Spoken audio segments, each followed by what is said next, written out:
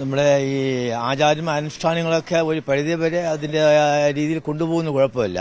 പക്ഷേ ഒരു കോൺഷ്യസ് ജനങ്ങൾക്കുണ്ടാവേണ്ട അത്യാവശ്യമാണ്.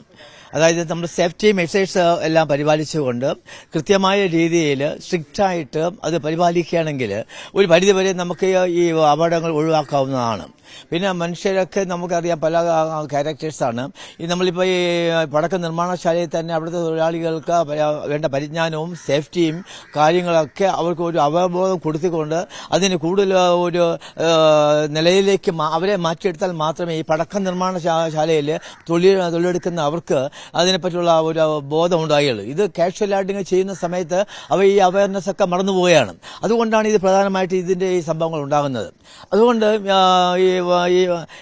ഇത്തരത്തിലുള്ള അവയർനെസ് ക്ലാസുകൾ പൊതുജനങ്ങൾക്ക് കൊടുത്തുകൊണ്ട് ഇങ്ങനെയുള്ള സേഫ്റ്റി മെഷേഴ്സ് സ്ട്രിക്റ്റായിട്ട് പാലിക്കുകയാണെങ്കിൽ ഒരു പരിധിവരെ ഇങ്ങനെയുള്ള അപകടങ്ങൾ ഒഴിവാക്കാവുന്നതാണ്. കാരണം ആചാരങ്ങളും അനുഷ്ഠാനങ്ങളും പെട്ടെന്ന് എടുത്ത് മാറ്റാൻ നമുക്ക് സാധിക്കുകയില്ല. അത് ക്രമാനുഗതമായിട്ട് ഇങ്ങനെ അവയർനെസ് ബോധം ജനങ്ങൾക്ക് ഉണ്ടാക്കി കൊടുത്തുകൊണ്ട് ഇങ്ങനെയുള്ള കാര്യങ്ങൾ ചെയ്യണമെങ്കിൽ ഒരു പരിധിവരെ നമുക്ക് ഇത് ഒഴിവാക്കാൻ സാധിക്കും എന്നാണ് എൻ്റെ അഭിപ്രായം.